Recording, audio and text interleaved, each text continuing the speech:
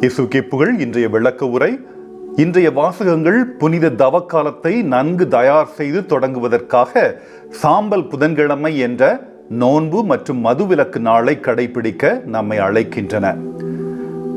இறைவாக்கினர் யோவேல் நம் பாவங்களுக்காக வருத்தப்பட்டு கொண்டே இருக்காமல் முழுமையான மனமாற்றத்தை அனுபவிக்க வேண்டும் என்று வலியுறுத்துகிறார். அந்த காலத்தில் யூதர்கள் தங்கள் ஆடைகளை கிழித்துக் கொண்டு சாக்கு துணியை அணிவதை தங்கள் மனம் திரும்புவதற்கான அடையாளமாக கொண்டிருந்தார்கள். பழைய சடங்குகளை பின்பற்றுவதற்கான நேரம் அல்ல இது. அடையாளங்கள் தேவையில்லை, மாறாக நம் இதயங்களை கிழிக்க வேண்டும் என்று இறைவாக்கினர் யோவேல் வழியாக இறைவன் நம்மை அழைக்கிறார். திருப்பாடல் 51 மனம் திரும்புதலின் சரியான ஜெபத்தையும் மன்னிப்புக்கான வேண்டுகோளையும் வழங்குகிறது. தாவீது அரசரைப் போலவே கடந்த காலத்திலிருந்து இன்று வரை நம் பாவங்கள் நம் முன் உள்ளன. நாம் மீண்டும் ஒரு முறை ஆண்டவருக்கு முன்பாக அறிவிக்கிறோம். அவரிடமிருந்து எதையும் மறைக்க முடியாது.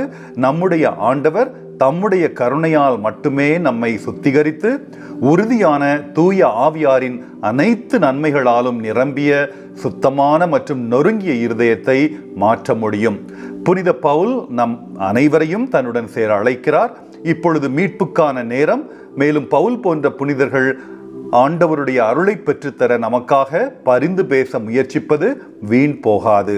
இன்றைய நற்செய்தியில் நாம் வெளிப்படையாக உண்ணா நோன்பு இருப்பதாலும், வெளிப்படையாக ஜெபிப்பதாலும், ஏழைகளுக்கு வெளிப்படையாக தானம் செய்வதாலும் நாம் புனித ஆண்கள் மற்றும் பெண்கள் என்பதை உலகிற்கு காட்டுவதை விட நோன்பு, பிரார்த்தனை மற்றும் தானம் கொடுப்பதன் உண்மையான உணர்வை ஒருங்கிணைக்க இயேசு நமக்கு அறிவுறுத்துகிறார்.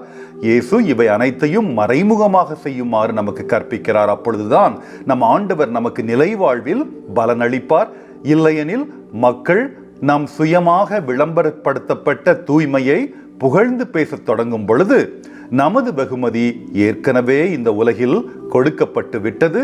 அதன் பலன் நிலை வாழ்வில் நமக்கு கிடைக்காது. ஆகவே முழுமையாக மனம் திரும்பியவர்களாய் நம்முடைய தான தர்மத்தையும் மறைவாக இருந்து செய்து, ஜெபத்தையும் நாம் தியானத்தையும் இறைவனுக்குள் சமர்ப்பித்து, யாரும் பார்க்கிறார்களே என்று செய்யாமல் நாமும் இறைவனும் என்ற ஒரே ஒரு கண்ணோட்டத்தோடு முழு மனம் திரும்புதலோடு இந்த தவக்காலத்தை ஒப்புக் கொடுப்போம்.